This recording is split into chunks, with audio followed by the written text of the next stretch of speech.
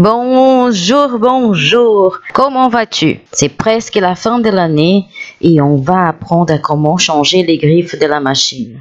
Et j'avais toujours du mal à commencer ma couture car le fil s'emmêlait toujours au début de la couture. Et je n'ai pas d'autre choix, il faut changer les griffes.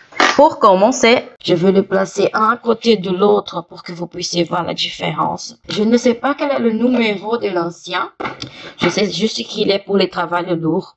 Les machines industrielles, elles viennent déjà configurées, dépendant de ce que vous avez choisi à l'heure d'achat. Il vient avec des dents et des barres pour le travail lourd, pour le travail léger. Vous pouvez voir ici la différence. Regardez ici les petits dents. Vous pouvez regarder ici aussi la différence des dents. Donc, le dent de bas, il est pour des travaux lourds et le dent de haut pour des travaux légers. On a aussi ici la différence entre ces deux dents. C'est combien de rangées de dents on a. Voilà la différence des deux dents. Il y a aussi une petite différence ici. Vous pouvez voir cette partie serrillée ici. Le bombé de celle de la plus grande, il est beau 1 mm plus haut que celle de la petite. C'est qui fait de différence lorsque je vais utiliser ma machine. Ça, je vais vous montrer comment régler tout de suite.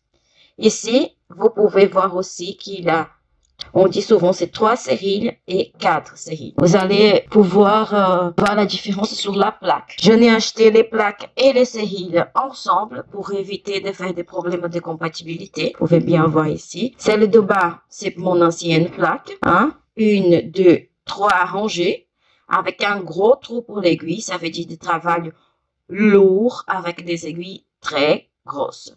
Et ici, j'ai mes 4 rangées. Une devant, ça s'adapte mieux à ce que j'ai fait avec les travaux légers et pour la lingerie aussi. Il entraîne bien mieux ici devant. J'ai pris une taille numéro 12 pour la nouvelle. Je trouve que c'est vraiment pour les tissus très légers. J'attends la 14 car je pense que la 14 sera plus adaptée car elle est mi-lourd et léger. Donc, vous pouvez voir ici. 1, 2, 3 rangées. 1, 2, 3, 4 rangées. Regardez la taille du trou aussi. La différence est immense. Ok? Voilà. Ça va empêcher que le moment que vous allez travailler du tissu léger, le tissu en roule ou tire trop, ici, il n'aura pas d'espace pour que le tissu entre dans le trou de l'aiguille pour faire des défauts. Ok? Donc, je vais vous montrer là. J'ai déjà retiré la plaque. J'ai déjà nettoyé le trou. J'ai rajouté des photos pour ça. C'est pas évident de retirer, voilà. Je vous avais bien dit que elle est plus ou moins 1 mm moins profonde. Pour pallier à ce problème, j'ai découpé un tout petit morceau de tissu, un peu plus petite que la cavité ici. Ça va me faire gagner un peu moins d'1 mm et c'est ce que je n'ai besoin maintenant. Voilà.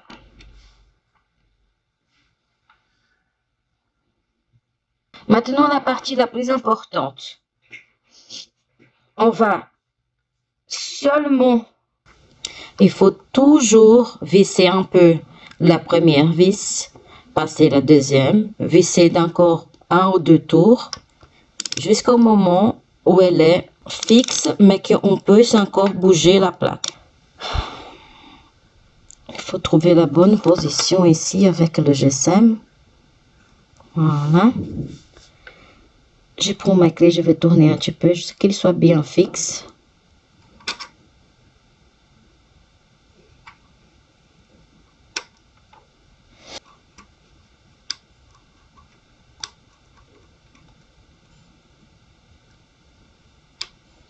C'est plus facile si je ne le fais pas devant la caméra, mais avec la caméra, ça difficulte un peu. Voilà. Je ne sais pas si vous voyez bien cette partie ici d'intérieur. Je vais essayer de faire. Voilà. Il faut faire très attention à cette partie ici. Elle a une rainure. Ça doit être bien placé là-dedans pour qu'elle n'abîme pas cette tige-là. Ok, cette tige qui vient ici et qui vient dans le trou de l'aiguille. Je vais regarder. Voilà, elle est presque parfaite pour ça. Maintenant, je vais placer la plaque. Et je vais chercher mon petit morceau de papier pour que ça ne soit pas trop collé ni de ce côté ici, ni de ce côté-là. La plaque doit rester à peu près ici, au milieu. Donc, je mets une petite feuille de papier pliée. Ici. Elle est pliée en 3 fois. Je vais d'abord le placer bien ici, vers ce côté. Je ne sais pas si vous pouvez voir. Voilà. J'ai appuyé vers l'intérieur de la machine. Maintenant, une fois que ma feuille est bien rentrée, là, je vais faire le contraire. Je vais pousser la plaque vers ici. La différence du papier, elle est déjà parfaite pour que les deux côtés restent bien. On fera la même chose. Je place d'abord les 2 vis de façon à qu'elles ne tombent pas.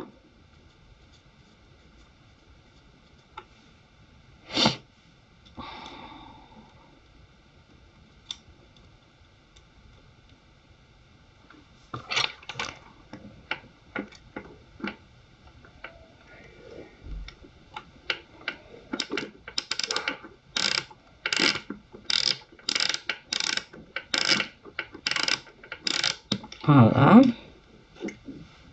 Je passe à ce côté ici.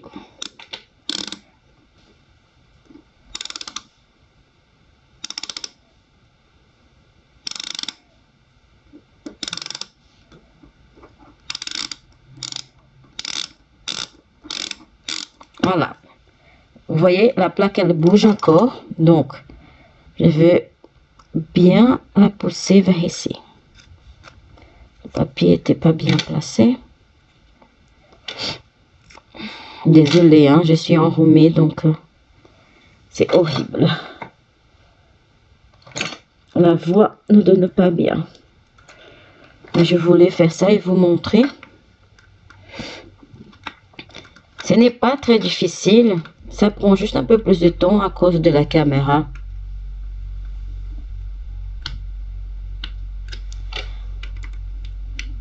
Voilà. Maintenant, ma plaque n'est pas encore tout à fait serrée. Je regarde un peu ici la différence. Je pense que je dois la pousser un tout petit peu plus de l'autre côté.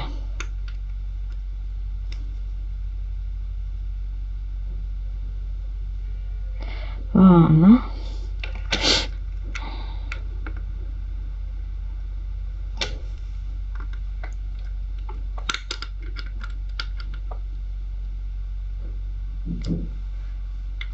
On ne doit pas serrer la plaque très très forte, hein. Elle doit être bien, voilà, vous voyez. Mais il ne faut pas commencer à mettre la force incroyable, non, non, non. Voilà, elle est parfaite. Je tourne d'abord avec ma main. Voici, il n'y a rien qui coince, non. J'allume la machine.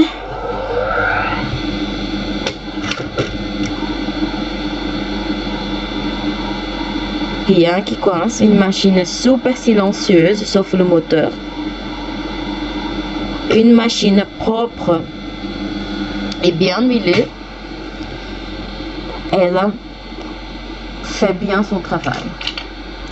Voici, maintenant, je vais voir s'il y a des réglages à faire avec l'aiguille et le pied de biche.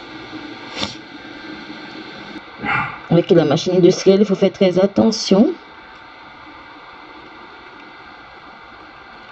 Je mets souvent le fil dans la mauvaise position. Voilà, je descends avec ma main à nouveau. Mon aiguille ne touche pas ma plaque. Parfait. Normalement, le pied va devoir bien être placé aussi, car si elle n'accroche pas dans la plaque, dans le pied, elle doit être à la bonne hauteur aussi. Voilà. Espérons. Tadadadam.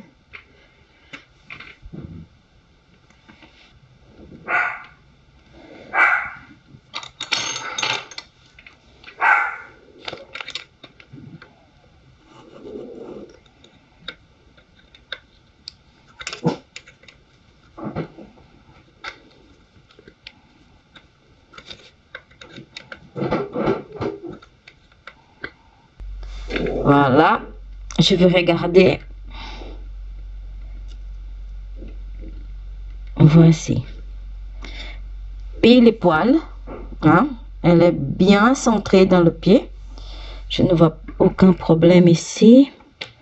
Il est bien fixé. Voilà, au test de couture maintenant.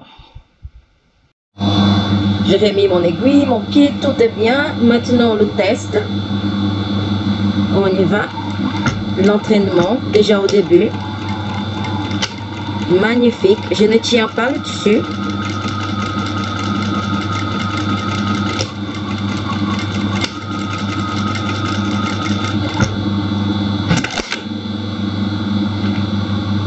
Voilà. Vous pouvez voir ici. C'est dommage que je n'ai pas pensé à faire un test avant. Avec les autres vifs d'entraînement. Mais je n'avais pas ce résultat ici. Vous voyez, les points en arrière se font parfaitement.